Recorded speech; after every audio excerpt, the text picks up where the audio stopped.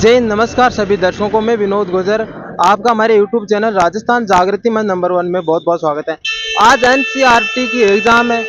हम सीकर जिले की प्रिंस एजुकेशन हब है, उसके मेन गेट है, उसके बाहर खड़े हैं। यहाँ पे कुछ उन जो स्टूडेंट्स हैं, उनके पेरेंट्स आए हैं, उनसे हम राजस्थान की है, हमारे देश की है जो शिक्षा प्रणाली है उसके बारे में बातचीत करेंगे। क्या है शिक्षा प्रणाली, किस प्रकार चल रही है, शिक्षा का स्तर में क्या पहले से हमें सुधार हुआ है, पूरे तमाम सवाल जवाब करेंगे शिक्षा को लेके। हमारे साथ है पेरेंट्स। सभी साथियों से निवेदन है कि वीडियो को ज्यादा से ज्यादा शेयर कर देना और चैनल पर पहली बार हो तो चैनल को सब्सक्राइब जरूर कर लेना। जो हम बात करें वर्तमान में शिक्षा जो साक्षरता दर है उसमें लगातार सुधार भी आ रहा है, लेकिन जो भ्रष्टाचार है, महिला अपराध है, आतंकवाद है, ऐसी चीजों में लगातार है वो संख्या घट रही नहीं है, घटने की बजाय बढ़ रही है। एक बात बताओ, अगर हमारी बहन बेटियां आगे बढ़ रही हैं और पढ़ रही हैं और आज हम ग्रोथ देखें, सबसे ज्यादा आज जो ग्रोथ घटी है ना महिला अत्याचारों पे, सबसे ज्यादा इसी सरकार में घटी है। आप किसी भी क्षेत्र में देख लो। आप अब आप कहोगे, लोग बोल रहे हैं कि मणिपुर जाएगा, फलान जाएगा, उत्तर प्रदेश जाएगा। आज सुनो, आज बोलता ना हमारा उपराष्ट्रपति धनखड़ बोलता है ना कि मैं जाट हूं, मेरी बदनामी हो गई। तो उस दिन कहां गया था जिस दिन रोड पे हमारी वो साक्षी मलिकर वो बैठी थी, उनका अत्याचार हो रहा था तो दिल्ली में, वहां वो क्यों नहीं बोला उस दिन? सब कुछ दिनेश फोगाट सबकी उनकी दिन उस दिन क्यों नहीं हुई थी? और जाट 700 आदमी जो बॉर्डर पे मरे थे उनको क्या बोला था? आतंकवादी। तो आज जाट में उसको कैसी याद आ गई? आज कैसे याद आएगी? उसकी मिरमिरी ऐसे कर दी, ऐसे ऐसे कर दी। आज कैसे याद आ गई उसको? कौन है वो धनखड़? पूरी जाट को, हमारी जाट को बदनाम कर दिया उसने। बदनाम हो उस आदमी राष्ट्रपति का, उसका उपराष्ट्रपति बनने का कोई हक नहीं है उसको पंच बनने का हक नहीं है। पंच क्या, पंच कौन बोलता है? सबसे नीचा। उसको हक नहीं है हमारी जाटू बहन बेटियों को नाम लेने का, जाटू को बदनाम का। ये भी जाट कॉलेज आपके सामने खड़े हो, ये भी है जोगेंद्र सोंडा, ये भी खोले जोगेंद्र सोंडा के जाटों के। तो यहाँ कोई लड़की के साथ को ये बहन बेटियां सबकी खड़ी है, ये सब भाई खड़े हैं, इनको क्यों बोलेंगे हम झूठ? एग्जाम में खड़े हूँ जाटू। हाँ, मैं एक मानता हूँ, आपने प्रश्न पूछा उसका जवाब ये देता हूँ। आज हमारी बहन बेटियां, हमारी जो लड़कियां हैं, जो ब्राह्मण हो, चाहे राजपूत हो, चाहे कोई भी कौम की हो, आज आगे बढ़ रही हैं। आगे इसलिए बढ़ रहे हैं, लेकिन आगे बढ़ने दिया जाए ना सर। आगे नाम के काट रहा है वहां। वो कहता है कि हिंदू से हो तो आ जाओगे, और किसी कास्ट के हो, नीची जात के हो, बड़ाई के हो, फलान हो, तो वहां जाने नहीं दिया जाएगा। राष्ट्रपति को भी क्यों नहीं बुलाया आपको? ये जो अभी चल रहा है, उद्घाटन होने वाला है 22 तारीख को, कितनी तारीख को? 22 जनवरी को होने वाला है ये। उसमें मुख्यमंत्री को नहीं, राष्ट्रपति कोई न्योता नहीं दिया है भाई साहब। तो कहाँ जाएंगे हम फिर? हम हिंदू थोड़ी है फिर। वैसे करेंगे तो हम तो पागल हो गए। हमारे पूरा देश, हमारा तो खराब हो गया हमारा देश। आपका इसमें क्या बोलना है? इसमें ये बोलना है कि जो इंसान है उसकी मूलभूत आवश्यकताएं पूरी नहीं हो रही। तो ये जो मुद्दे हैं जनसंख्या वृद्धि इंसान के, तो अपने प्रधानमंत्री जी यही रिक्वेस्ट करते हैं कि जो मेन मूलभूत जो समस्याएं हैं उनको दूर होना चाहिए। सर एक मिनट, मैं भी इसमें एक बात करता हूँ आपकी सर। उसके लिए प्रधानमंत्री ये कहते हैं कि देश बहुत बड़ा डेवलपमेंट कर चुका है, देश बहुत बढ़ चुका है, हिंदुस्तान बहुत बड़ा हो चुका है, लेकिन यहाँ लोगों के सच्चाई ये दिखाओ, कैमरा दिखाओ आपके घुमा के। यहाँ लोग, ये कच्ची बच्ची नहीं, ये दिखाओ उनको। ये कहते हैं ना भारत में एक मिनट, भारत में गुरुद्वारा खत्म, भारत में पैसे वाले आ गए। सबसे पहले तो सबसे पहले वो दिखाओ, फिर शिक्षा। वो दिखाओ। एक मिनट ऊपर करके कैमरा, वो दिखाओ। मैं बोल रहा हूँ, वो दिखाओ। यहाँ भीख मांग नहीं है, भीख मांग वाले नहीं है, यहाँ लेटरिन बाथरूम नहीं है। सुबह इनकी बोतल लेके जाते हैं, ये कहते हैं ना घर घर में टॉयलेट हो गया। कहाँ है टॉयलेट में? यहाँ सुबह सुबह, यहाँ इनको देखो, इनको सुबह सुबह गलत।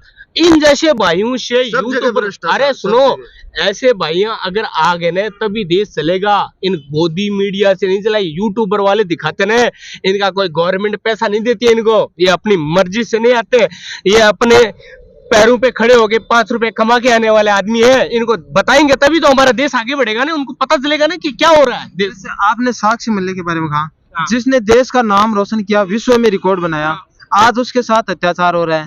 और जो ब्रिजभूषण है हमारे साथ, जो बजरंग पूनिया, उन्होंने भी आज जो अपना पद्म श्री सबसे सम्मानित होता है पद, उसको वापस रख दिया प्रधान। उस पर क्या कहना आपका? अब उसका मेरा ये कथन है कि जो आदमी अपना देश का नाम रोशन कर झंडा करके विश्व में 2016 की बात है, साक्षी मलिक 2016 में वो रिकॉर्ड लेके आई थी, और मोदी ने क्या बोला था? जाटों की बेटी, my daughter is the world famous. क्यों? आज अगर वो उसके मकान पे जाके सामने धरना देते और उसके सामने ये कहती है कि ये लो आपका रिकॉर्ड, मेरे को नहीं चाहिए, ऐसा मेरे को माँ बाप नहीं चाहिए जो मेरे नाम से ही नाम कमा रहा है? क्यों ऐसा गलत क्यों बोला?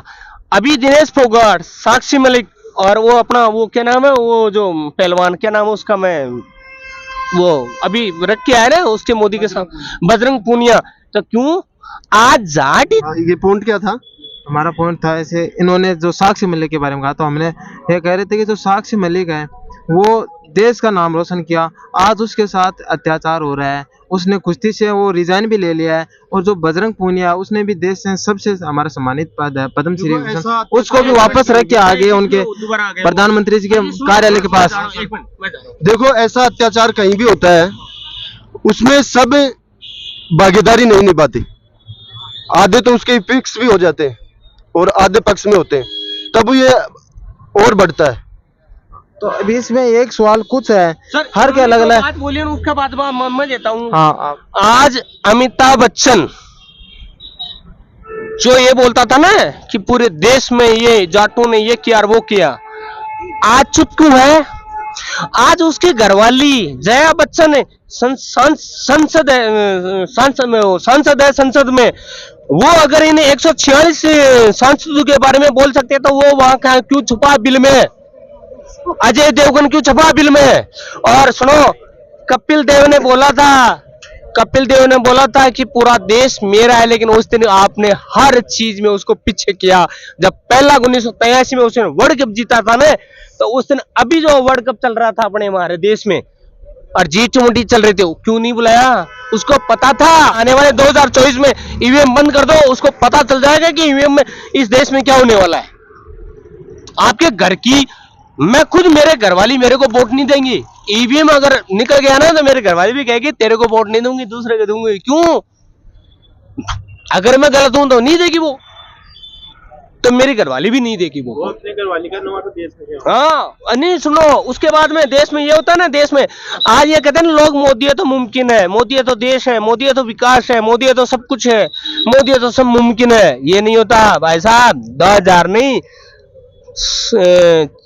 5000 वर्ष पुराना अपना भारत है, इसको कौन चला रहा था? मोदी चला रहा था क्या? 7 साल में क्या हो गया? एक मिनट, 7 साल में ये हुआ है, जिसकी कोई जरूरत थी उसको तो पूरी हुई नहीं हुई, और जो जरूरत थी वो खत्म। आज 7 साल में ये हुआ कि कांग्रेस ने जो रेलवे बनाई थी वो बेचा, एयरपोर्ट बेचा, नहीं बेचा तो LIC नहीं बेची तो बता दो। अगर ये खड़े हैं हाथ बांध के तो इनको पूछ रहे हैं LIC का पैसा कहां जा रहा है, रेलवे एयरपोर्ट कहां जा रहा है? आप एक काम करो, मैं ये बता दो, सीकर से जयपुर हम जाते थे, हमें 15 रुपए लगते थे, आज 100 रुपए कैसे हो गए? पूछो इनसे। आज उन्होंने वादा किया था 450 रुपया, झूठ बोल के उन्होंने बोला हम सरकार बनाएंगे राजस्थान में। आज वो वादा वापिस, आज संसद में क्या कहा है, बोला हमने तो वादा किया ही नहीं। ये ऑनलाइन कैमरा में चल रही है कि हमने वादा किया ही नहीं था। आप बोल रहे जाटू अपने यशस्वी प्रधानमंत्री जी के बारे में बोल रहे हैं। हम जातिवाद का, चाहे मुस्लिम हो चाहे कोई हो, वो मुद्दा नहीं है, परंतु मोदी जी बोलते हैं कि हमने फौज के लिए ये किया और रेलवे बेच दी उन्होंने बोला, तो रेलवे बनाया किसने? पहले शुरू किसने, ये ढांचा किसने खड़ा किया था? उसी को गलाकर नई ट्रेनें बना रहे हैं। बढ़िया, सुनो, उसी को गलाकर नई ट्रेनें बना रहे हैं। मेरा भी सर टाइम तो हो गया है। जो इंसान है, इंसान एक इंसान के बिगड़ टेक्नोलॉजी का महत्व नहीं, और टेक्नोलॉजी के बिगड़ इंसान का कोई महत्व नहीं है सर। सुनो,